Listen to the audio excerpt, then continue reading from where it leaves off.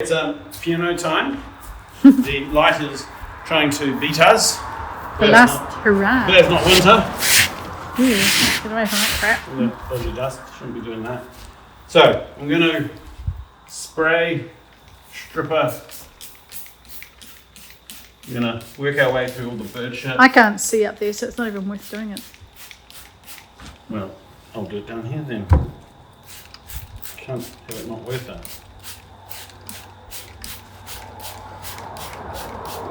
So again, we move and as we go.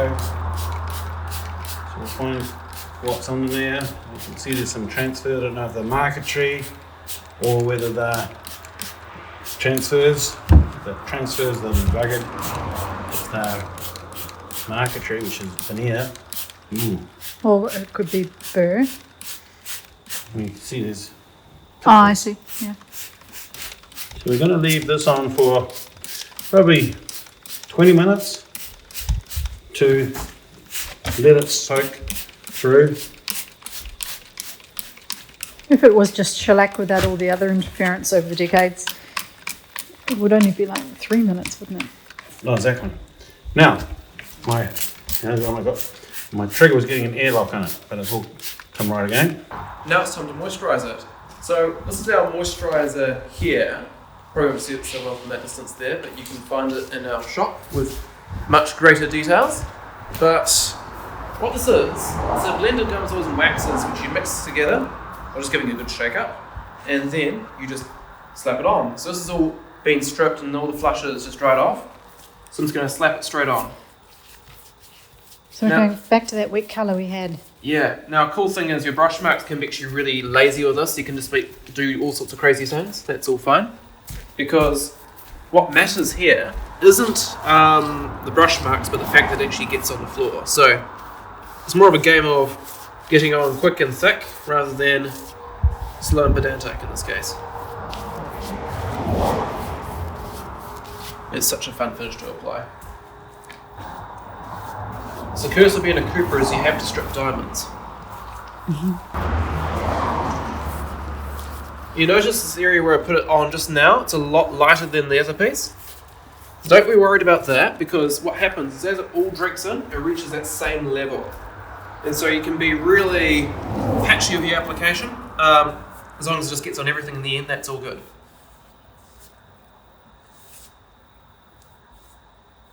We have a little phrase, put it on like honey on toast. Such a good example. The more you put on now, the less you have to put on next time, because it's not going to be one coat that's going to finish this off. You'll need to just feed it. And this floor, well, it's been ignored for many, many years, so it's going to be quite thirsty. Let it drink, and colours are going to explode. The more it drinks in, the better it comes up too, just with the sheer colour.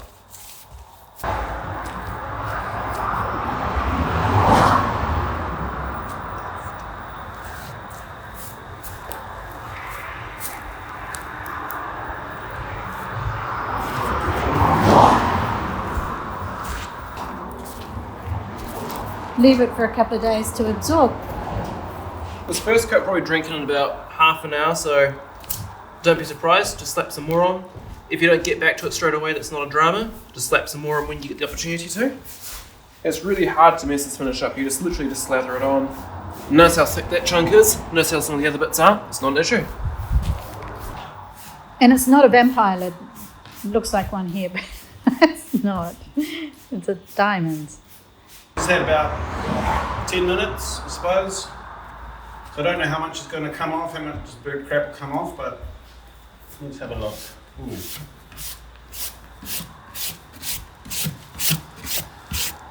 So I've got one of my brushes, I'm just lightly brushing it. It is stunning. Just have to move it around to get it out of the sun.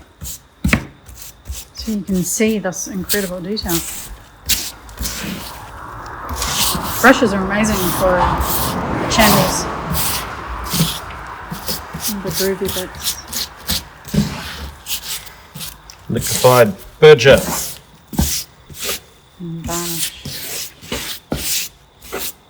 So the antiqueness will stay. The bird shit will go.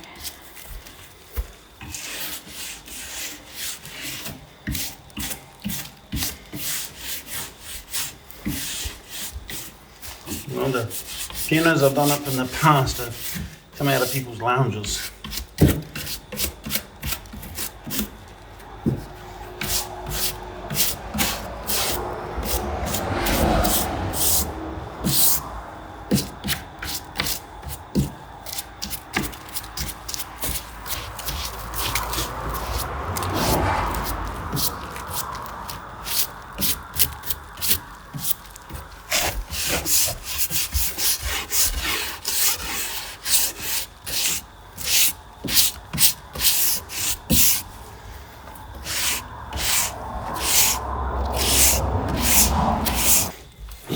This white down, we'll put a bit more stripper on. This has been a spectacular first round.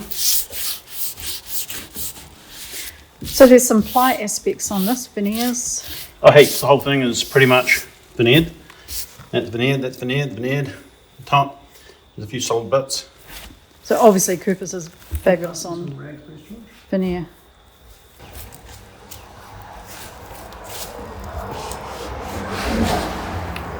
So we'll just wipe off what wants to come away.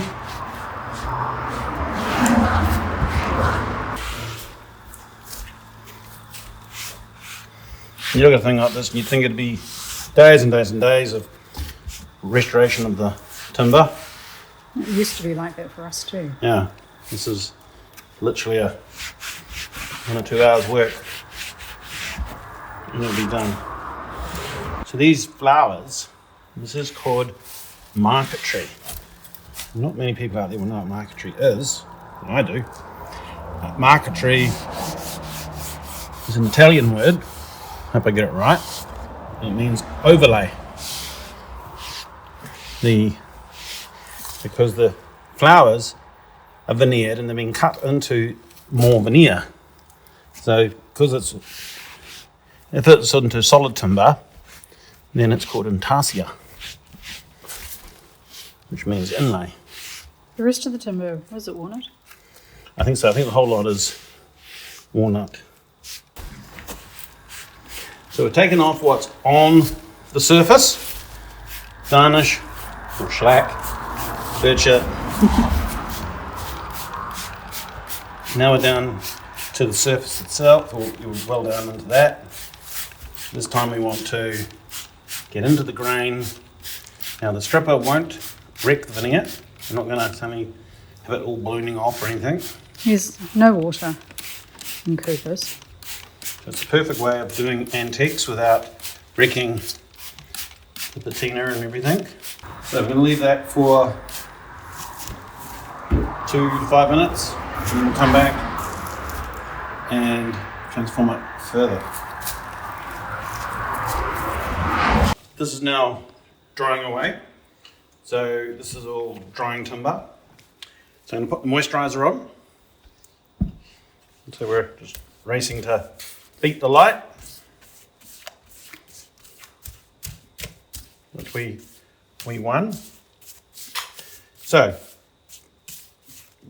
if you've not seen the bit of the moisturizer we've been talking on the other projects, this is a blend of gums, oils and waxes. It's like a skincare product for wood, and it's all designed to repel the moisture. We've got heaps of videos showing moisturizer. We've had it, I don't know, 30 odd years. It's amazing. You can just feed this wood. The window wood especially gets thrashed by the sun, and this just feeds it right up. You don't have to be good with your brushwork.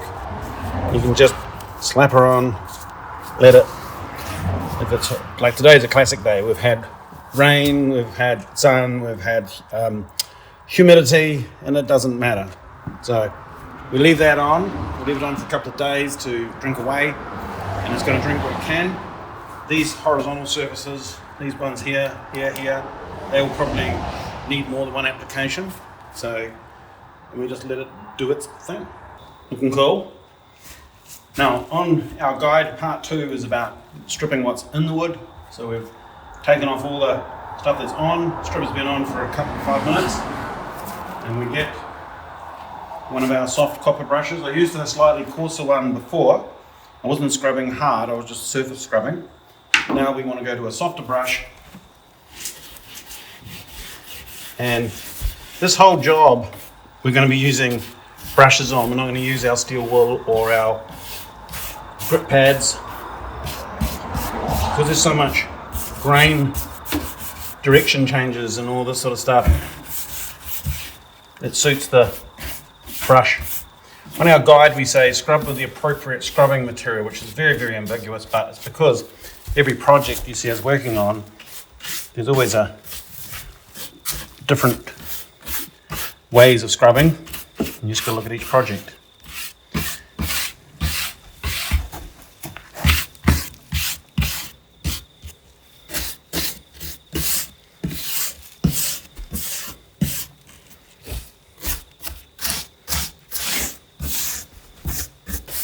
Now, of course, if you're doing a real piano in the house, you'd take all these parts off. They all come to pieces, and so you're not going to have stripper working its way in and dripping over your keys and different things.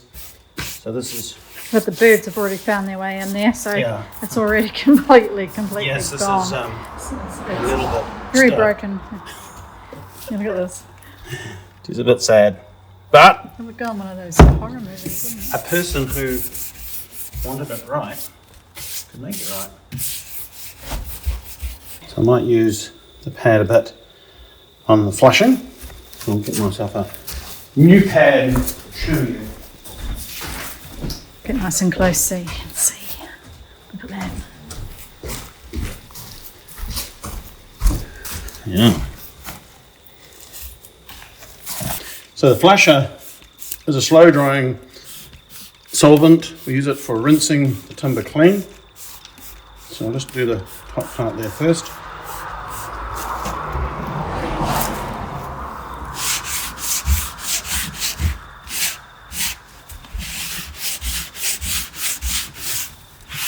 And when flushing, you're actively looking at the surface for the colour. That's what you're going to get. So you're looking for those ugly things like pot plant marks, etc. If nothing ugly shows up while it's wet, your job's done. If they do show up and you don't like them, you need to do something about it. Look at that. It is so sad it's been treated that way. Okay, so spray, scrub, spray, wipe. So if you watch the whole episode, you'll see weatherboards being stripped, you'll see floors being stripped, you'll see windows being stripped, and it's all the same products. The same technique too, it's just thick paint is thick paint versus thin varnish. Yeah. The strip is ultra high performance, but it's mild. I think a stripper has to be dipped in uranium or something. Also, it doesn't stink. You don't have the ammonia. There's no paint thinner aromatic componentry here. Wow, that is looking lovely. So this is burr. Burr is like a big wart on the side of the tree, and it's cut like through a bacon slicer to these thin little wafers. This would have been a valuable instrument in its day. People would have been very excited. It's a bit of a wow. So we've got our moisturizer, my little plastic thing there. I'm gonna slather it with moisturizer. So you see how he's quite hideous with his Liberal. brushwork. It doesn't matter because it's not going to form a hash. It's not going to form a skin at all. Things like this don't look, in my mind, good shiny. They look better as satin. And this is what we're going to get with the moisturizer. It's been a pretty exciting day when you think of the pieces that we've been doing, and then it sort of, this one at the end is like just a big wow. Skills required with all this veneer work, etc. originally was extreme, and then it just got left one day unloved, but we love it. Birds loved it. It was love at first sight when I saw it. Birds must have had lots of parties. Yeah, I think so. You can imagine at night when the animals all come on, they start talking English and things, like on those movies. Maybe that's why there was so much bird stuff there.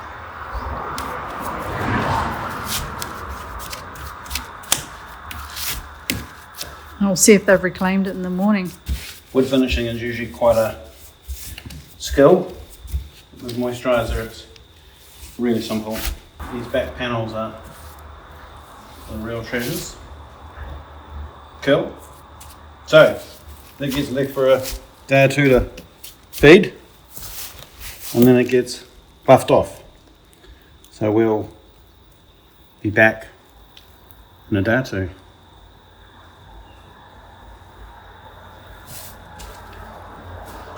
Okay, it's tomorrow, and I'm here to remove the surplus moisturizer. Normally we'd leave it a couple of days minimum, but we have other events to get to, so the roadshow doesn't stop for any man or woman. So what are you doing, Simon? I don't know. Well, I'm using one of your towels. Doris, he ends up donating towels to my crazy causes. So we're removing the surplus. So this has had overnight in the sun to drink away. And we're going to just remove the surplus. If you left it wet, then of course it'd catch all the flies. You don't want to do that. So we're going to go over this whole diamond and remove all the surplus and polish it all up. So just a quick recap. This building is going to move somewhere else or be demolished, hopefully deconstructed. And the idea of the whole video is to show you what its potential is, and then you don't have to put this into a landfill. You can actually use it to do all manner of things. So I'll just carry on buffing. Should we go inside, have a look what's going on? Yes, go see the other buffings. Okay, let's see what George is up to. How's the floor going, George? It's going good. We're just buffing off the excess moisturizer off the floor. I sucked in quite a good deal of it. You can see how rich this colour is.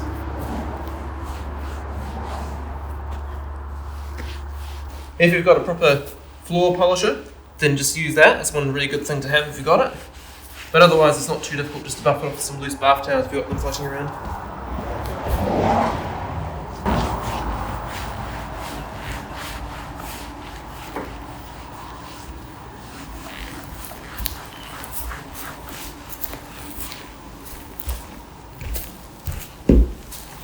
The moisturizer reflects the light, so it gives a beautiful glow. Alright, and now that's all that's really left is for me to just clean up the edges of my diamond so it looks all nice and pretty. Not a problem that you'll come across.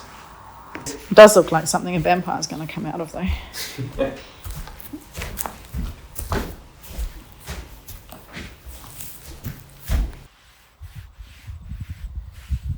Hello there. We've been sneaky. Okay, well, I've gone from the towel to mutton cloth to do the final little buff off, and that's done. It gives you what we call a mellow glow. So it's not a shine like you get with varnishes and polyurethanes, that sort of thing. It's a living finish, we like to call it, because as it rains on this, the moisturizer is going to repel the moisture. And if you were to use it on some exterior item like your front door or went crazy on your weatherboards, then the rain will be beaded off, but you do have to reapply it over time. So we're not saying one application of this and it's good forever. You have to, from time to time, reapply and give it a feed. We've got clients that have had this on their weatherboards for over a decade and they've done their maintenance and it still looks as good as the day it started. Outdoor furniture? Yeah, but you've got to, anything that's exterior needs maintenance no matter what you use. This is a very, very simple maintenance if you choose this. Now, as I said earlier, there's bits of pigment left and I've chosen that to be that way. If I wanted to get that all out, I would have gone on with another coated stripper earlier and used the brushes and I would have got all that out. But I wanted to show you more of a rustic weathered, sort of more weathered one where people actually pay for that to be done. So yeah, so I think it looked great. So you get the choice of how far you take it. So this is done. So we'll go attack the window and other bits. Let's go do that.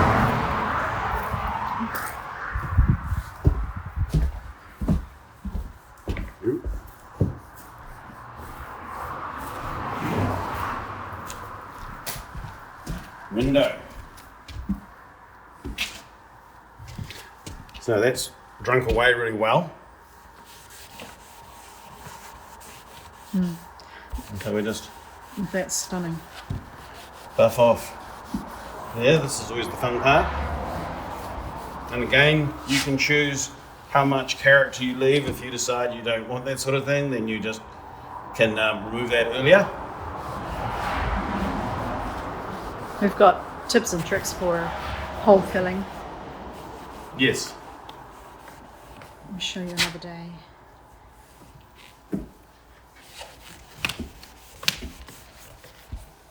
So I find an old towel or a perfectly good towel that gets stolen is really good for this. This is a good rough towel, very absorbent. And then I like to finish with the softer cloth. It's Now- really burnishing, isn't it? This is burnishing now, yeah. And what the cool thing with this is the moisturizer in the rag is not going to dry. It's not going to cause any problems. And you can actually put these rags in a bag and then use them for future dusters. Now, one of the great things about moisturizer is it's forgiving. So let's say in a month's time, you decide that there's a bit of pigment there that you just don't like. You thought you were all right with it. A month later, you just can't handle it anymore.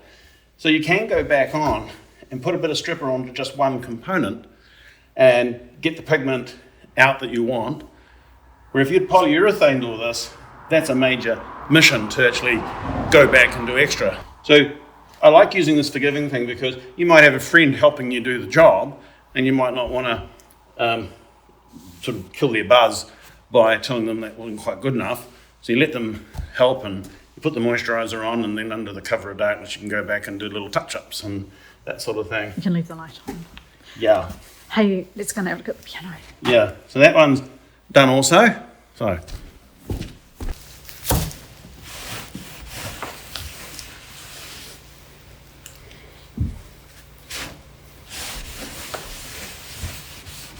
Well, the birds didn't have a party on it. I like the idea of these birds hiding away in the middle of the night. Maybe a possum or two.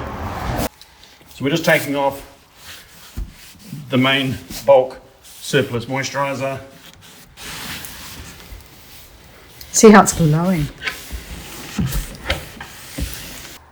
Okay, Nice and close view. do the buffy one. Burnish. You can tell a moisturised, a Cooper moisturised thing, it's silent to touch. There's none of that raspy sensation under your fingers. It's so cool this marquetry inlaid, it's just totally undamaged by our system. Normally people with veneers are shunting that something's going to get wrecked. These are the holes here where the candelabra would have come off the front. This is Is that bore holes there?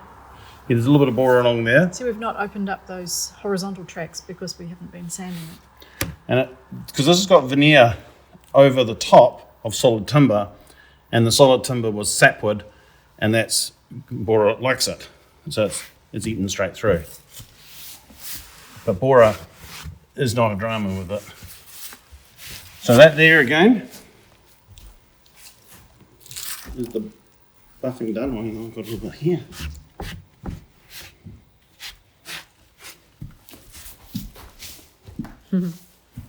Ta-da!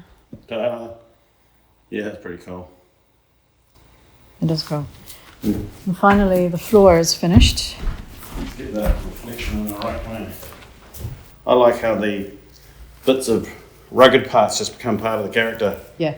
It's not. In many ways, it makes it more valuable than a perfect floor. Yep.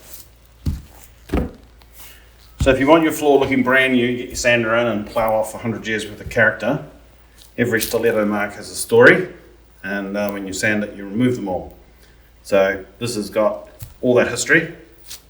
And look after a floor with this finish. We actually take the moisturizer and we thin it right down, and we spray it, but we sort of put it on like a mist, and then we use often a big floor buffer to polish it up.